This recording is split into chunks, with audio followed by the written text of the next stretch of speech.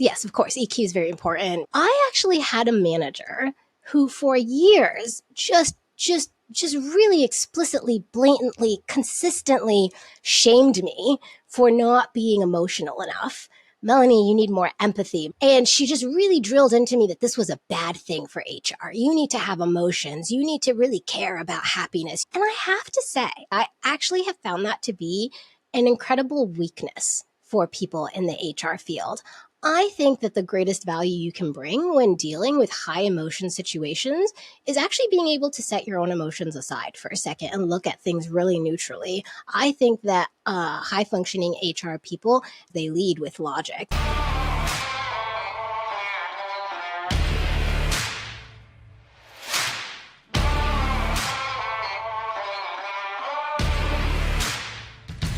Hey, everybody. Welcome back to the HR Heretics podcast, where we get into the real talk of company construction.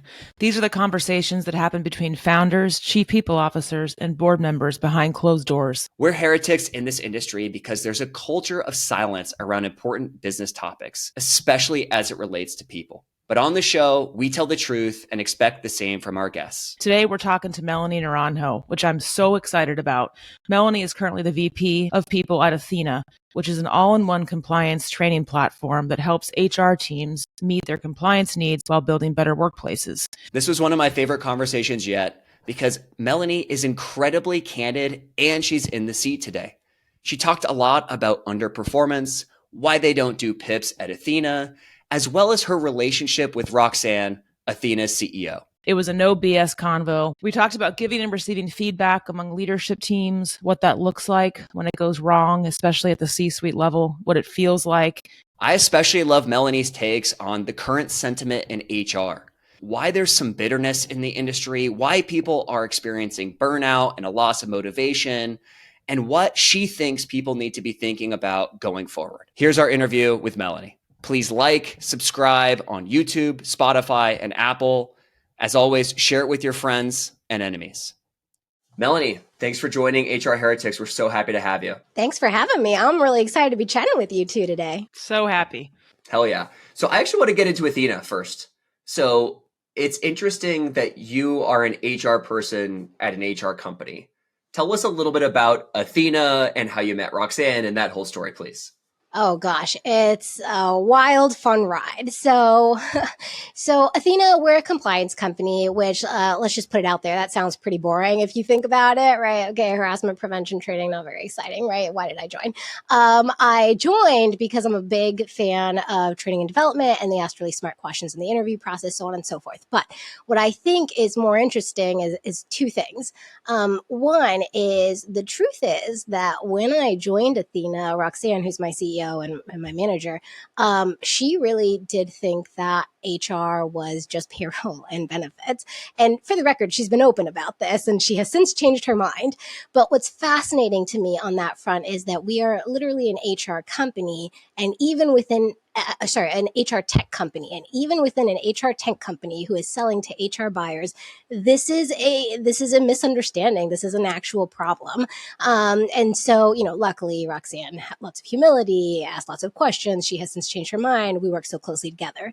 The second reason why I think it's so fascinating is because now that we are past that, right? Now that we are, in sync, we chat, we really see each other as thought leaders and partners and all of that stuff. The amount of impact that I've been able to have from the HR perspective, given that I literally am the person that we are selling to, has been just huge. It's phenomenal. I'm hosting webinars. We just hosted our first ever conference. We're doing all these amazing things that, quite frankly, I think too many companies don't do because they don't understand the power of their HR team. And so the journey really has been not an incredibly atypical one from the beginning, in the sense that I joined a company, there was misalignment around what an HR person could do, but I think quickly became atypical in that they were open, they realized what an HR person could do, and now we've just been working so well together. And I have to say, for anyone who's unhappy at their current job and is looking for a better way, I think working for an HR tech company that gets the HR business case, it just takes such a load off your plate when you don't have to constantly fight to prove the value of HR. That was so fun working at when I was at Hired, another HR tech company, and even now at Pendo, because one of our products is Pendo for Employees. I mean, you're just a salesperson, a marketer, product person, all of that. It adds a whole nother element. But is it actually fun right now? Is it fun right now, Melanie? Because like HR budgets have been hammered, and I'm curious, like, is it actually fun right now? Because it doesn't seem to me like it would be fun. You know what? Fair question. Fair question. I think that we are very lucky in that we are in the HR tech space that's required, right? Harassment prevention training is not really optional. You need it. The question is, who are you going to use for it? And has that gotten trickier over time? Sure. But we are in a fortunate position. Now, if you were to ask me, if we were in, I don't know, just general training and development, or if we were in the ATS space, yeah, that would be very tough right now. There's no mincing words around that. I mean, webinars are always fun, Nolan. They're always fun. Yeah, webinars aren't fun when your buyer can't buy anything, though. I'm just saying, I was on a customer call this morning, another one after this, and people still care about the employee experience. People still are hiring. It has been sporadic, and certain parts of the industry have been hit, but it's still important. I think that that's very real. Melanie, given that you have spent a lot of time, I'm assuming spent a lot of time with Athena's buyer, tell us, like, what are your general learnings of HR leaders and what are your takeaways? Oh, that's such a great question, because I think there are so many different categories of HR leaders. You've got people who are first-time HR leaders. Maybe they've been thrown into it unwillingly. So I see this quite often. You joined as a recruiter for a startup, and suddenly you're the head of HR, but you've never done anything in the HR space. And now you need to advocate for HR things. You're responsible for hiring a compliance provider. You don't even know what the compliance laws are. So I think there's that category of leader. Then there's a leader who's, they've been in the game for a while. They've been here maybe 10, 15, 20 years, and they're more thought leaders. They're beyond that, but maybe they're sick of doing all the admin stuff. They don't want to be thinking about your compliance or your another performance review. They're sort of like past that already. My take on it is that, honestly, I think that we are all super disconnected and we're not talking to each other. I think there's a lot of a sense of isolation. I think there's a lot of bitterness happening, and I have all the empathy in the world. That I think that our jobs keep getting harder and harder, and we don't have an outlet to sort of talk about some of the things that we're struggling with. But I also think, and again, I say this with all the empathy in the world, I also think that sometimes, because we are so siloed, because we are so disparate, we sort of get in this cycle of autopilot and dwelling in what's not working versus, hey, this isn't working, let's do something different. Hey, this isn't working, let's find a solution. Hey, I'm really frustrated about this. Do you know what? I'm tired of venting. I'm going to actually do something about it. I think we're in this really tough spot right now where people are really struggling to sort of pull themselves out of that dark place. Why do you think that is? You mentioned bitterness. I absolutely noticed this as it's kind of like a big theme right now from my perspective in the HR community. Why do you think that is? And I'd love to know, what does it look like, Melanie? Like, what does it look and feel like? What does that mean? So, okay, I'll start with your question, Kelly. So I think what it looks like is, to be honest, I don't think that you always get the best of us. I think that sometimes we are half-assing it. Sometimes we are just doing the bare minimum to get by because we are so burnt out. We are so exhausted. And you know what? The last time I put my heart and soul into a project, it got vetoed, or I got buy-in to do it. I spent 3 months working on it. And then at the last minute, I got all this pushback, and never mind, it's not going to happen. Go do something else, right? And so again, like I always approach with empathy. I don't think anyone's doing it intentionally, but I think understandably, after months, years of this kind of response, it ends up looking like, I'm just not going to give you my all anymore because I physically, mentally cannot anymore. Now, in terms of knowing your question, I think we have to take a step back to really understand the full context here, which is, this is my opinion, okay? I think HR is a really unique industry in that, or field, in that up until, I want to say, the last few years, I don't think most people sort of grew up dreaming of being in HR. I don't think HR was sort of this, this fancy title. That's what you want to be. Your parents are encouraging you to do this. I think HR was a field and a function that people sort of fell into either because they couldn't find something else, they weren't sure what else they wanted to do, somebody saw some empathy in them and they were like, clearly you must be in HR. And for the record, I put myself in this bucket. I didn't dream of being in HR. Same. I literally, right? I literally could not get anything else. I was like, please, somebody hire me. And HR was the only one that was interested. Okay. And so I think you bring together a bunch of people who might not necessarily have been passionate about this thing. And for the record, I want to be fully cognizant and understanding of the fact that some people did. Some people got their master's degrees for this, right? But many people did not. You just kind of fell into it. So I think you put together a bunch of people who maybe this wasn't even their dream to begin with. Then on top of that, you don't really empower them. So you say, hey, you've got a bunch of responsibility, but no authority. Your authority comes with the power to influence. That's your authority. And so then, right, after you give them this responsibility, they bring things to you. They don't do it in the right way. Say, for example, they just don't have business savvy. So they think that an effective business case is because the employees would really like it. I got the vibe. They're really upset and I think this would make them happy. And then what happens? The CEO dismisses them because they're not speaking the CEO's language. They're using terms like happiness. They're using terms like it feels like the right thing to do. Of course they're being dismissed, right? But no one takes the time to give them that feedback explicitly and say, hey, let me explain to you why your case was significantly less compelling than the case that our head of sales just brought to me. Nobody does that. So we just get in this cycle of feeling disempowered, not getting ahead, no one giving us the feedback on how to get better. And eventually, understandably, we just assume, well, either I suck or they just don't get me. So I'm going to give up. And that's a very common cycle and pattern of behavior that I have unfortunately witnessed.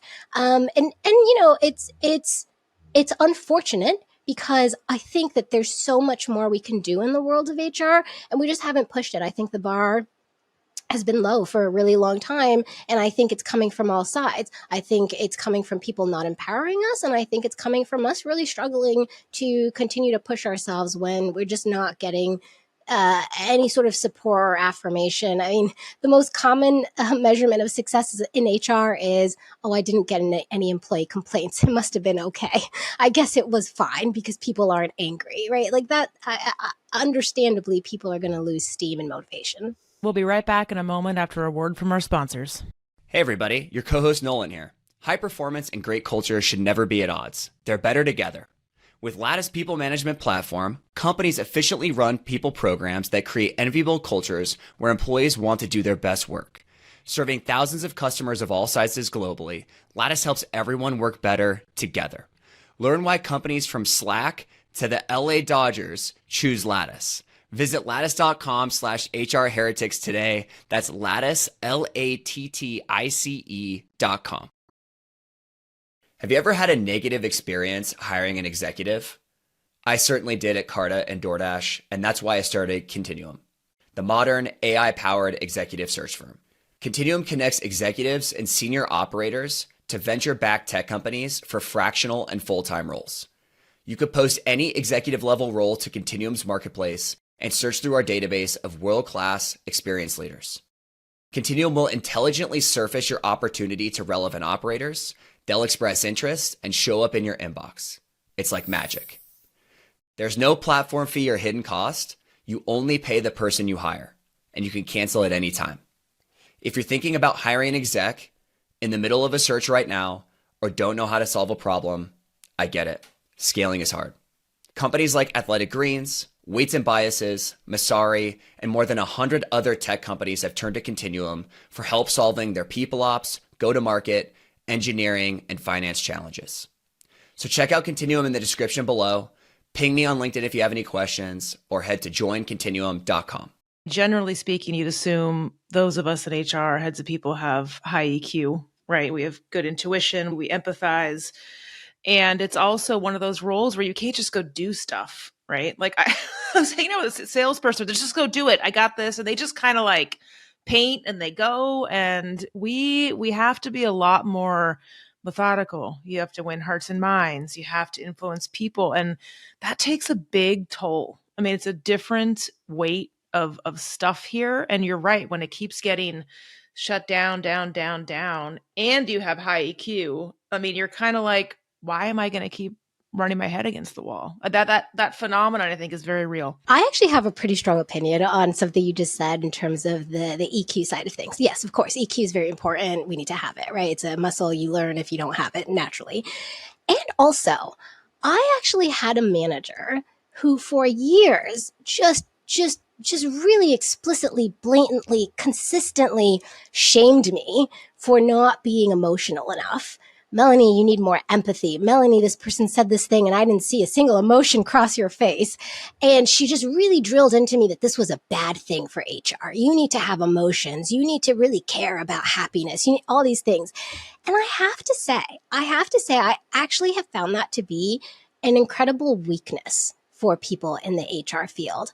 I think that the greatest value you can bring when dealing with high emotion situations is actually being able to set your own emotions aside for a second and look at things really neutrally. I think that high functioning HR people actually don't lead with their emotions. They lead with logic. They lead with, with data, statistics. I don't think, I think it's actually, I agree. Again, we need to have high EQ. And also, I actually think it's just wrong when people are sort of like, oh, you're an emotional person. You like empathize a ton. You would be great in HR.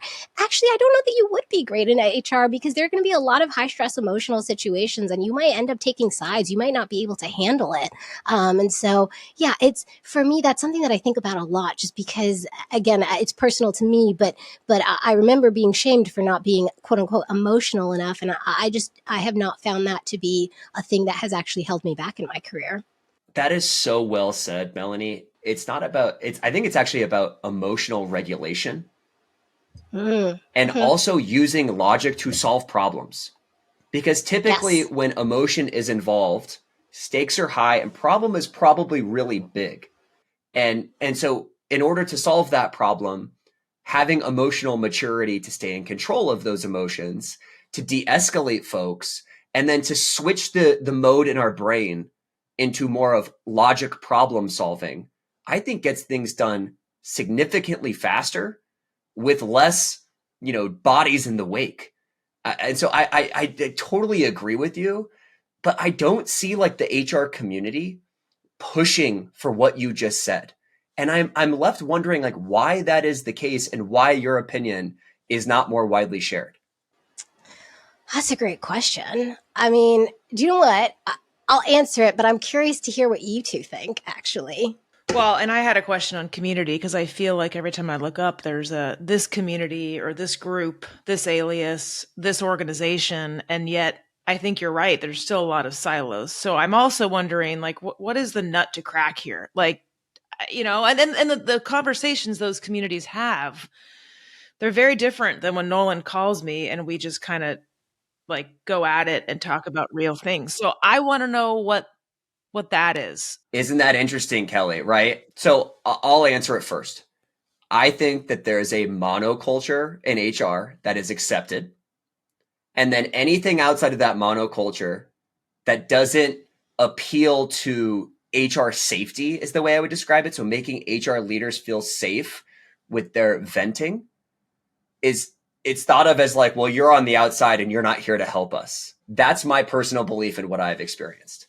Okay, spicy. I love it. Okay, Kelly. That's why we're here. But you said something early to answer your question, Melanie, around expectations.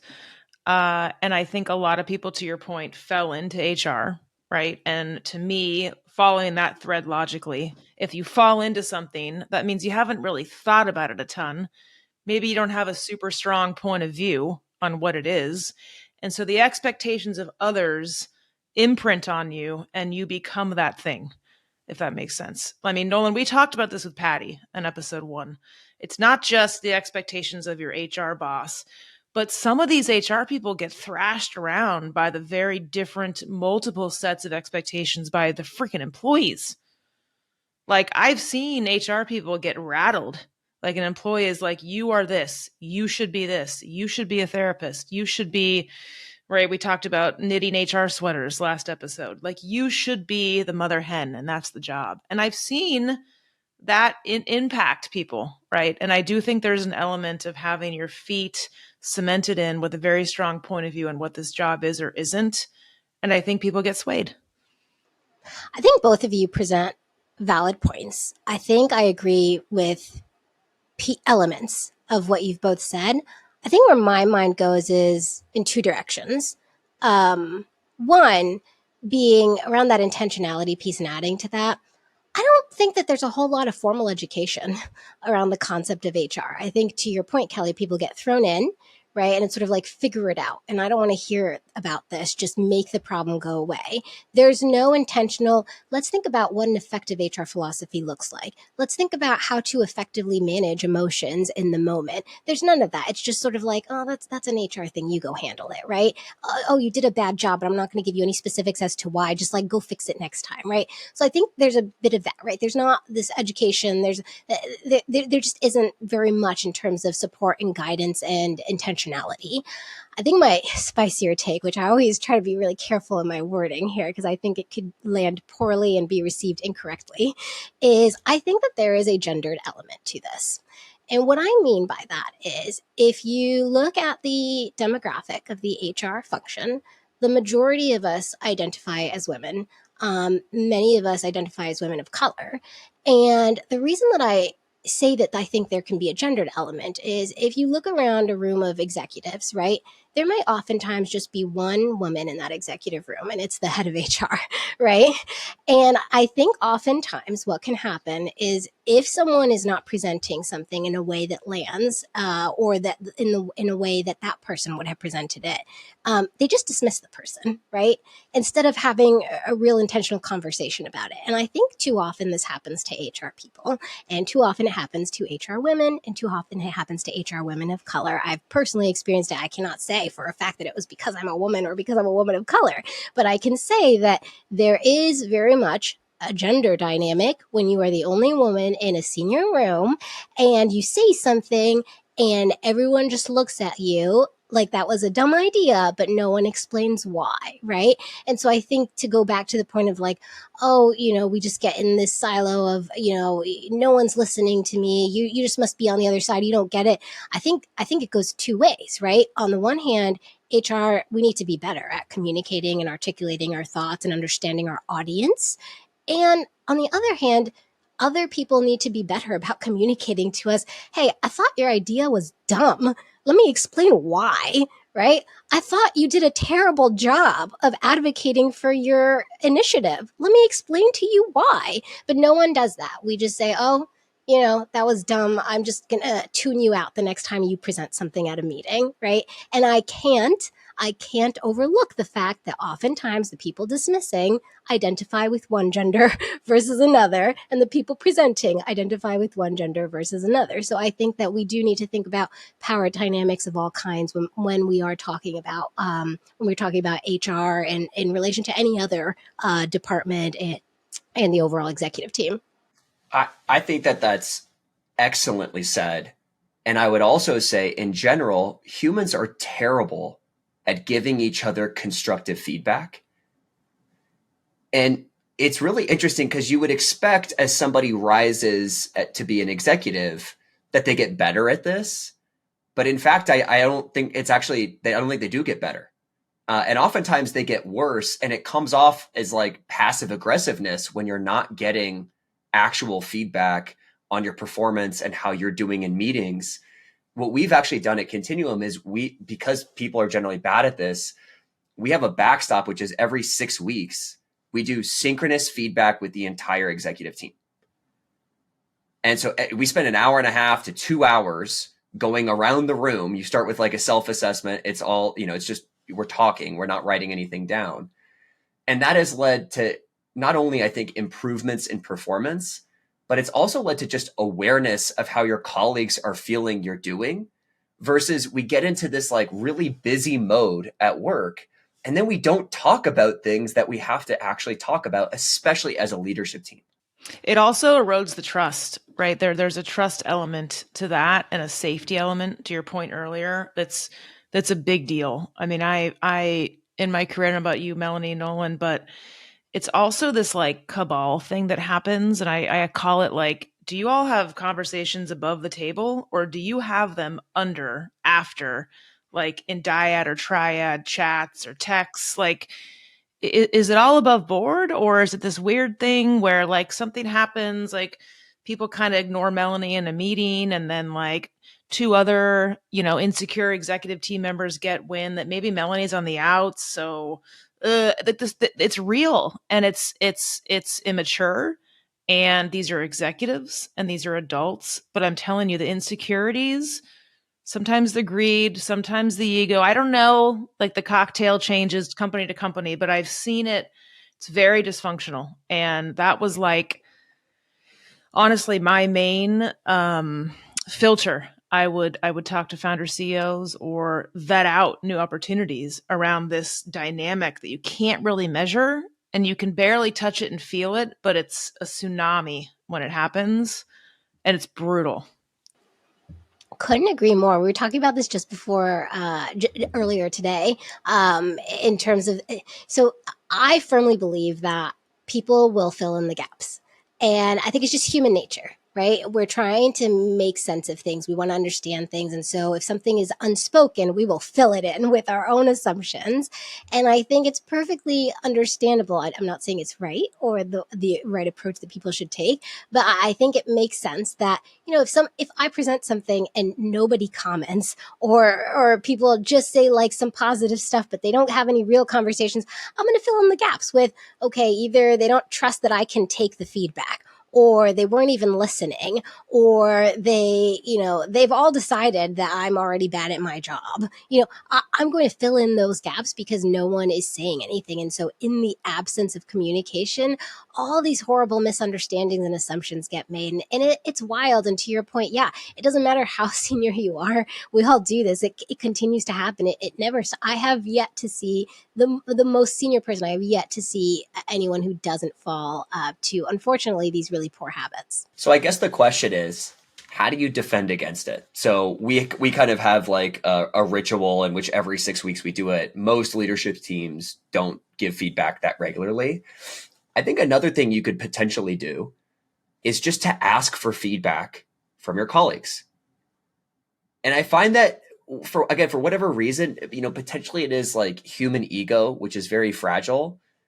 We're so scared to do it and to like put ourselves out there. I think that is a way to potentially defend against not understanding how your colleagues are actually feeling about you versus filling in gaps in it with our own stories, because we all tell ourselves stories when we don't know. I'm curious to get your take on that, Melanie. I think, yes, I agree that we should be soliciting feedback, and that is the solution. And also, I think the problem is probably a little deeper than that. I think that so many leadership teams are so entrenched in politics and working against each other instead of with each other that, one, I don't think most people want to ask for their fellow exec's opinion because they personally don't even care for it. They're like, you're wrong. I already don't like you. I think you're bad at your job. You were passive aggressive in that last meeting. Your opinion, quite frankly, doesn't matter to me. And second, I think tied into those politics, right? No. This is leverage you're going to use against me. I don't want to be vulnerable with you right now. I'm presenting, a tough front.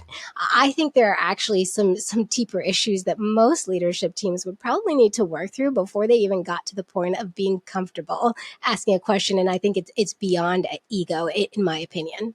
That's exactly what I was describing. This like politics gone bad situation. And, I often, like, we never leave middle school. That's kind of like, it's like, oh my God, I'm like literally looking at my 12-year-olds in middle school right now. You know what, though? I think that at those companies, there's someone who's pushing that agenda. Do you know what I mean? Like, that happens because a CEO is rewarding, right? Okay, you took the Kelli, words right out of my mouth. Like, it always stems from that, right? Are you allowing this to happen? Are you exacerbating it? Are you biased in some exec members versus others? Or, and I will give Todd Olson, Pendo's CEO, a shit ton of credit here, the guy doesn't care. The guy doesn't care where you came from, if you've been there 8 years, a month, if you go to dinner and drinks, if you don't. He literally, I don't know if it's just a chip in his head is not there. He doesn't play into this. And I think it's phenomenal. I mean, it literally has created an atmosphere where that if you politic all damn day long, you're still not going to get leverage. because the guy just sees everyone. It's great. And how do we create more of that, right? And if you don't have that microchip, or not have it in his case, I don't know which one. How are you leaning on your HR leader, someone that you trust, to call your stuff out and make sure that it's healthy? Because once that room becomes unhealthy, it all flows down from there. That's exactly the question I was going to ask, which is, when you don't have somebody like Todd, who's the CEO, I think what you're describing, Kelli, by the way, is an idea meritocracy, like, to where it's just about the ideas and the merit of those ideas versus where they come from or who said it. That's where I think it gets really toxic, is like, oh, only ideas from this person are okay, versus like, we evaluate all ideas on their merit. When you don't have a Todd as your CEO, then how do you solve that problem? In my mind, it's basically just like, you have to try and terminate the person who's causing the toxicity or leave. Am I missing something in that logic? Well, I would add that I don't actually think it's just about being a meritocracy. I think it's about having a clear and aligned vision, which I know sounds very frou-frou, but I mean very specifically, right? I think most companies, there's a tendency to favor one department over another. So the sales team is the most important, or the engineering team is the most important, right? And I think that then stirs up these issues, right? Like, yeah, but how does this benefit the sales team? How is this ultimate? Do you know what I mean? As opposed to, no, we are a united team and we have a company goal. How is any idea that we are presenting ultimately helping the company? Because if a sales leader comes in and they say, we want to do X, Y, and Z, but then the CS team is going to fall apart because they can't support this thing that you are asking them to do, or the engineering team can't keep up with what it is that you're asking them to produce. Then you have other problems start to come into play, and things start to fall apart. I think where it needs to start is, are we as a company aligned on what our singular goal is and how it is that we get there? And then any idea that gets brought to the table needs to ultimately feed into that goal, not be pitting us against each other. Right. And sometimes not, but usually, right, if you ask that founder CEO, like, what is this? Well, they're not good. They're not performing. Well, that's fine. And that very well may be true, but that's a different conversation, a different how, than what might be going on with this phenomenon that we're talking about, of either ignoring them or avoiding them, right? And it's just not a good way of doing business, because what does that do? It actually impacts the business. I mean, you look at, people feel like they've been treated wrongly, right? Now we have lawsuits. Now we have wrongful terminations. It just doesn't lead to good things all around.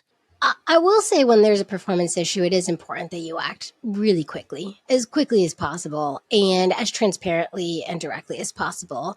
At Ethena, we have these 3 questions that we have all managers ask themselves of their teams every, I don't know, like, let's say once a quarter or periodically, but the idea is they know these in the back of their mind all the time.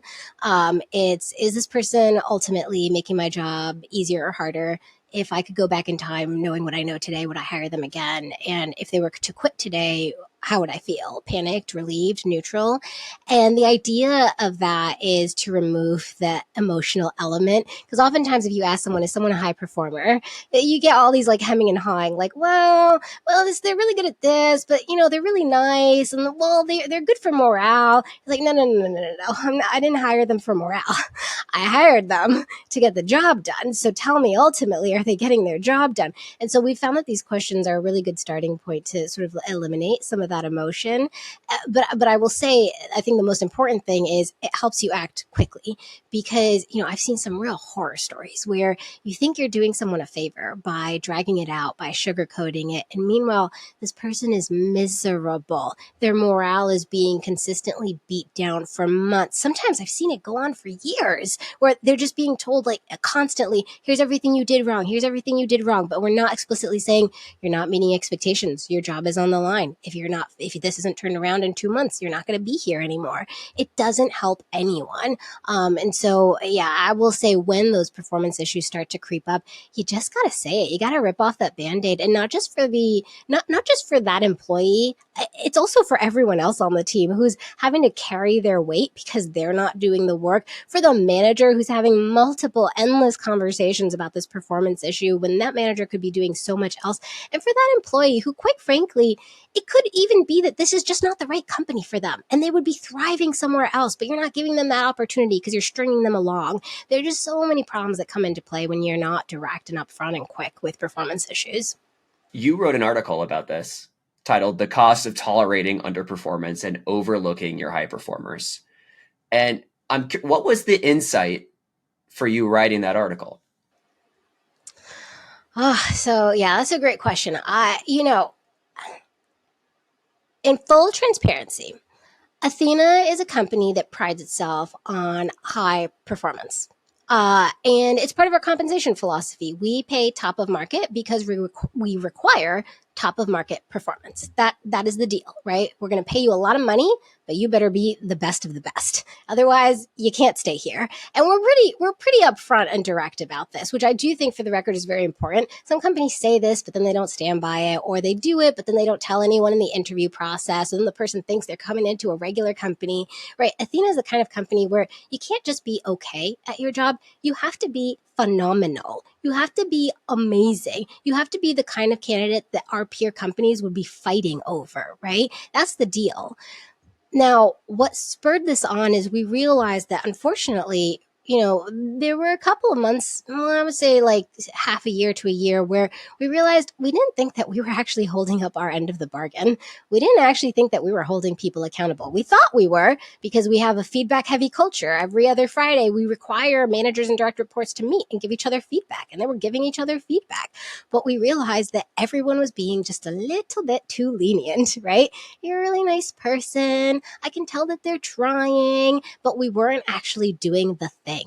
And so really what we realized was this was having a ripple effect, right? People were upset. People were complaining. Our actual high performers were doing less. Their work was impacted because they were upset. They were tired of doing twice the work because the other person on the team wasn't doing their job. And so, in full transparency, this came out because we weren't doing what we said we were going to do. And so we really wrote this to sort of like commit to it publicly, but also it was something that we wanted to put out there to our employees. And so after we did that, we put it out to the rest of the world as well. And it's a resetting of expectations for everybody internally.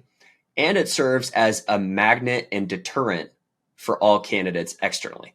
Yes, which I think is important. I think oftentimes people think that the interview process is just about selling, and it is a little bit about selling, but it's also about making sure that you're scaring away people who wouldn't do well at your company, because quite frankly, I would rather that you walk away from this process now than walking away 3 months in because you realize this isn't what you thought you signed up for. So then, I guess clicking in, as it relates to low performance at Ethena, do you guys do PIPs? Do you guys believe in PIPs? Or do you try and avoid the PIP process entirely? I find that this tends to be so controversial. People feel really strongly about this. We don't do PIPs. We don't do PIPs. And I think, personally, my opinion is that most people do PIPs for liability reasons. They just want to have a thing kind of documented, right? But I think that PIPs oftentimes can just be an excuse for, I haven't been giving you feedback for a really long time, so now, retroactively, I'm going to put it all out there. I also think PIPs are incredibly demoralizing. It's sort of like, hey, for the record, in like 30 days, we're probably going to fire you. But, here's what you can try to do and maybe keep your... I just don't find that to be an effective way to do anything other than to manage someone. It's totally CYA. Yeah, 100%. In which case, you might as well just say, listen, you've got two options. You can try, or you can take a separation package. Which one do you want? I don't see why we have to sort of play this song and dance around like, let's pretend that we actually believe in this. We don't do that. At Ethena, we're pretty direct. We have regular feedback discussions, but when someone's job is on the line, our managers are explicitly required to say, you are not meeting expectations.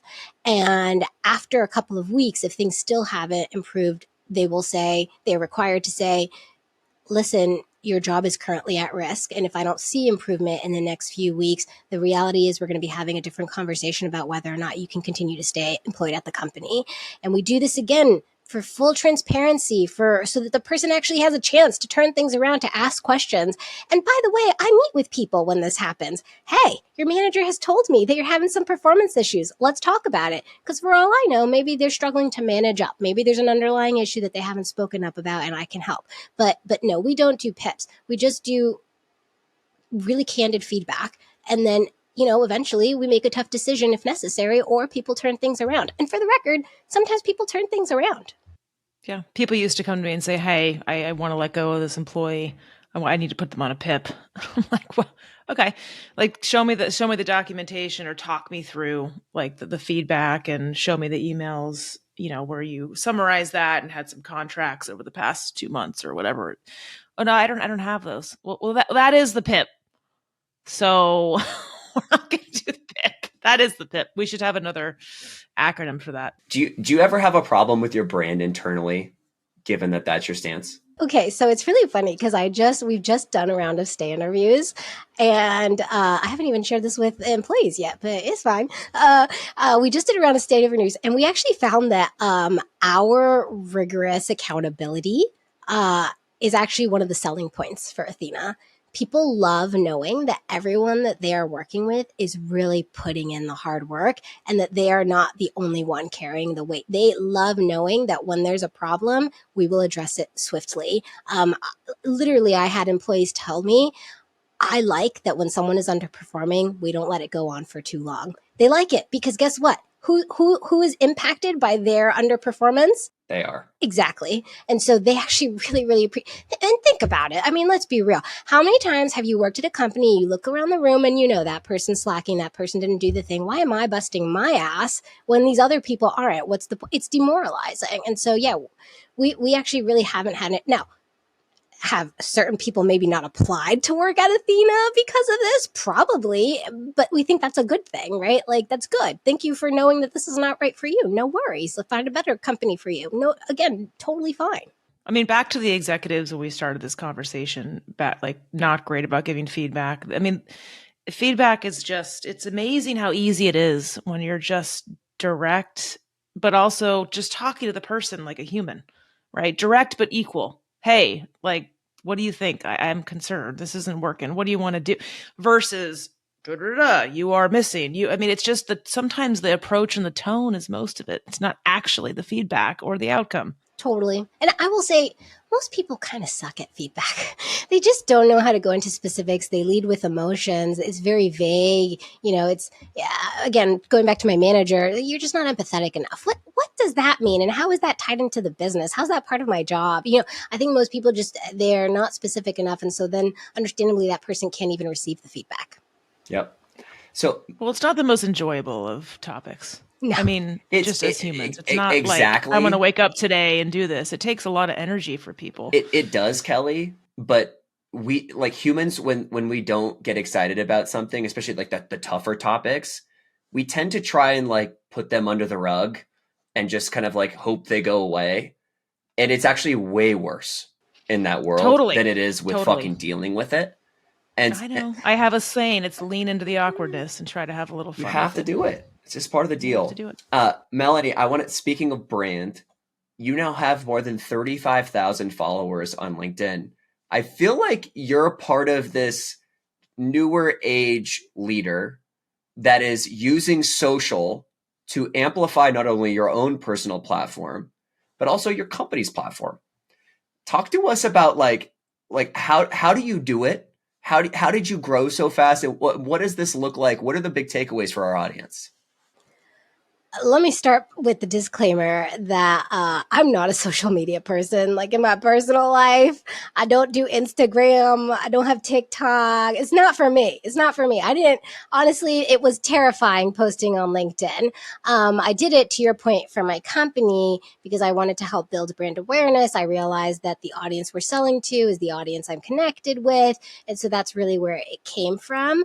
And I'll be honest and go a step further and just say, I didn't think I had much of value to share, And here's the thing. I think that's really common in HR because again, when we succeed, we just don't hear anything in response. That's a successful initiative. Nobody complained, right? And so a lot of the thoughts that I put out there on LinkedIn, to be honest, I'll share with my employees and they'll be like crickets, no responses. It's fine, no big deal. But okay, so to answer your question, I think it's really important to think about why it is that you're putting yourself out there on LinkedIn, because there are pros and cons, right? I think sometimes it's a bit of an emotional roller coaster, as is anything with social media, right? You start to sort of look at the likes and you look at the reshares and you start to measure your own sense of worth and self-value based on that. And I think, unfortunately, sometimes people go into it just to, get LinkedIn famous or whatever. And I get it. But I think people can feel that and they see that. And I think it tends to be a harder struggle. A lot of times people just do polarizing things. That's what I'm going to do. And, that only has so much runway. And also you need to think about your future employability and the content that you are putting out there and how people are going to receive that. For me, it's been a really incredible journey of just being able to be more thoughtful around the things that I do and why I do them. In particular, sometimes I'll have a gut, a knee-jerk reaction to something. Maybe I don't like something, but I don't know why I don't like it. Or maybe, quite frankly, an employee pisses me off. And I'm like, why am I so angry about this thing? I really shouldn't be. And the process of writing it out has been incredibly helpful. And that's really what LinkedIn has been for me, is to just like put my thought processes out there and really think through some of the things that sometimes I'm wrong about. But, I just had that emotional reaction. And so, putting it out there on LinkedIn is really helpful. I will say, I met you at HR Transform. I don't know if you remember this, but I met you and Roxanne. You guys were at your booth. And you and Roxanne were actually jamming on a LinkedIn post together. Were we? And I've never seen like a CEO and CHRO do this. Obviously, it's core to your growth and how you guys are building a business. But what I find most interesting about your content is it's authentic and it's real. Yeah. It's not this like fluff bullshit thing. And I think that's my take on why you've grown so fast, is because you're actually saying things that it's less about controversial and like trying to like spread that way. It's more of just like, this is the real stuff that's going on. Let me put it into the world to get other people's perspective and takes. And watching you and Roxanne do it in real time was a really cool experience for me, because I was like, I think that this is like the future of how a CHRO and a CEO actually works together, because social growth is huge. Fingers crossed, and you're not wrong. We have made so many new customers through LinkedIn. I've made so many new connections and learned things. And I will say, I think you're exactly right. I think oftentimes, unfortunately, in the HR world, we use these really broad, generic terms like, best in class culture, or like, I don't know, I can't even think of it, like performance something, and it's just HR bingo. Yeah. It's just like all these vague things. And it isn't the reality of what we deal with day to day. Like, I want to know a very specific thing. Like, for example, when's the last time that you spent 3 months working on a project that your leadership team okayed only to veto it at the last minute, right? It's like these very specific things that people can identify with. And I think you're exactly right. I think that's why people vibe. I will also say all the credit in the world to Roxanne as my CEO, because what you saw in real time is real. Like, that happens all the time. We are vibing with each other. We genuinely respect each other. We hype each other up. I will comment and repost her stuff. She will comment and repost my stuff. And I think, quite frankly, people are hungry for that. They're hungry to see that, a head of HR and CEO can actually get along, can actually support and empower each other. I think it's a rarity, to be honest. And problem solve together. And so, just really fast on this one, is there anything special you did in the interview process with Roxanne to vet that relationship? You know what? So I'm going to be completely candid and say, I don't think that I asked spicy enough questions in the interview process. So I'll tell you the questions that I think I should have asked, and then I'll tell you what actually happened. Okay. So you're telling us you just got lucky. I got lucky. So I think the questions I should have asked are, what value do you think that the people team brings to a company? Or why are you hiring this role? Or give me a time when you disagreed with a head of people and how you managed that disagreement. I think I should have asked questions like that. Instead, I just got lucky. But here's the thing that I like to think subconsciously I was looking for, which was humility, flexibility, curiosity. Because, like I said at the beginning, the reality is Roxanne did think that people was just payroll and benefits. And that could have gone really poorly for me if she had been rigid in that perspective. But luckily, over time, I was able to win her over. Now, I will say, I think it's something to be careful about, because the reality is, I think most. Okay, actually, yes, I do really want to talk about this for a second. So I've been talking to a lot of people in the HR space who are looking for work and really struggling. And I think in part, I'm hearing, it's because rightfully so, they're being a lot pickier. They're being a lot more selective about the kind of CEO and leadership team that they want to partner with. Makes sense. And also, I think unfortunately, it overlooks the fact that the reality is too many leadership teams and CEOs, they don't get it. They've never had a good HR partner. They don't know what a good HR partner looks like. They're not aware of the value that an HR person can bring to the team. And so if you are just weeding people out who can't give you a perfect answer, I think you're going to lose out on a lot of potential for good partnerships. I would have lost out on the potential for working with Roxanne because, quite frankly, she would not have had a good answer for me. And she would tell you that herself. Okay. That's interesting. Yeah. I think so. And so I think that, yes, we should be asking for these smart questions, because wouldn't it be amazing if you did find a CEO who already knew this? That checks all the boxes. Yeah. Yes. But in the absence of that, what if instead you checked for people who were flexible, people who were curious, people who wanted you to teach them? I think that could open up significantly more doors. What do you think about backchanneling a CEO, right? That checkbox. Both of your opinions on that. I think it's a helpful data point. Yeah, I think it is. Just really fast on what Melanie just said. You're describing intellectual nimbleness, and I don't know how to assess for that. And I think for Kelly's question is right, is maybe back channels is potentially the best way. But Melanie, I'm curious, how do you think about assessing for intellectual nimbleness during an interview? Well, I think you could do two things. You could test them on the spot. What's a big thing that you're working on? Well, if I was here, this is what I would do. What do you think? And just see what their reaction is in the moment. Obviously, in any interview, people can present themselves differently, but you can see in real time what their response would be. I think the other is you'd have to think about real thoughtful behavioral questions around this. Maybe put it in terms that are more relatable, more easily relatable to them. Think about it in terms of how they might have handled this with a sales leader that they were in disagreement with, for example. Because if you can see that they were curious about their sales leader, about someone else, I think you can start to pick that up. I think also really important, talking to the other members of the leadership team to see what they think about the nimbleness, the intellectual nimbleness and curiosity of the CEO. To the question of backchanneling, I will share, because somebody recently changed my mind on this. I, for a long time, was adamantly against backchanneling. I think there are a lot of challenges and risks with that. I won't get into it. But I will say somebody did convince me and say that, once you're at the exec level, backchanneling's fine. Because you know what? At that point, you've had plenty of time to build your credibility, to not burn bridges, to do the right thing, to build a reputation. I think if you want to backchannel a CEO, they've put themselves out there. I think at that point, it's totally fine. Interesting. So you're saying for non-execs, you don't like backchanneling as a practice? I'm not a fan. Am I saying that there are never exceptions or times when maybe somebody should do it? I don't know. It's case by case. But is it my go-to? Not particularly.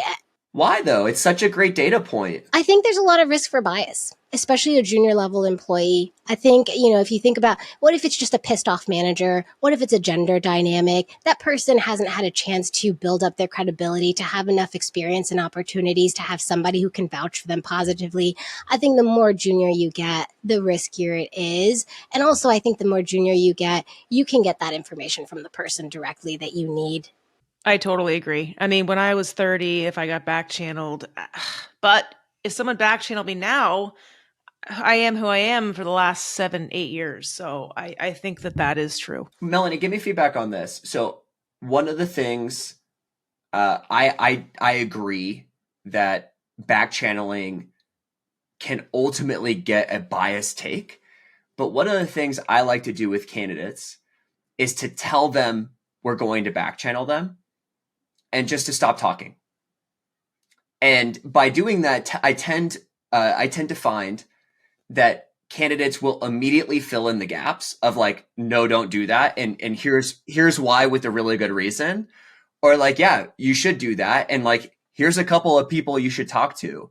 That for me is like quite an illuminating process. Do you think that removing the asymmetry of like, the employer is going to back channel and it's like this secretive process would potentially alleviate the bias concern?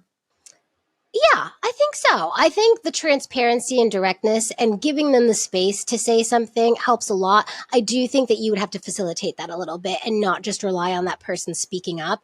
Some people might just like freeze up and not say, I'm going to explain myself, right? Be like, hey, I'm going to do this. For the record, before I do this, do you have any questions? Is there anything that I should know that you haven't shared yet? If you did that, I would feel much more comfortable with the process. Or folks we should avoid talking to. Yeah. All right, Melanie, I want to transition into our talent rules section. And so the first question is, what is the best interview question that you use to get signal on candidates? Ooh, okay. My favorite question is, so it's sort of a play on like, what's the biggest mistake you've ever made, so on and so forth. It's, what is a time that you received feedback? What's the worst, oh gosh, I'm like flubbing it right now. What's a time that you received feedback poorly? But I think the follow-up question is the most important part, which is, walk me through your thought process on why that feedback was so hard for you to receive and why you handled it so poorly. Because I think the why is more important. Like we've all received feedback poorly in the past. I want to understand what your triggers are. I want to understand what you're sensitive about. I want to understand what context will throw you off and how you handle. Like that's what I'm curious about. Not the mistake that you made, but more about like the why, what drives you. That's damn good. I love that. I like it too. Tell me about the best hire you've ever made and why. Oh gosh, that's such a hard one. I think there's so many good hires. I will say there's a special place in my heart for my first ever hire when I became a manager, and I think I got something so special with her that, to be honest, I don't know that I've ever been able to replicate in exactly the same way. She was just so hungry for knowledge. She was just so hungry to learn new things, and I think in part because she was so junior and fresh, like she was straight out of college. She was like, teach me all the things. And I think that gets harder the more senior you get because people have already been biased and influenced from all their other experiences. I think, the more senior you get, people are already their own people. It's a little bit less easy. It's a little bit harder to sort of mold them into something different. Being able to hire someone junior and really be their first experience and influence, I think it's an incredible privilege and it really can reap such great rewards. Melanie, this was incredible. Thank you so much for sharing your learnings with us. Before we let you go, it's coming into 2024. Do you have any advice for people leaders going into next year?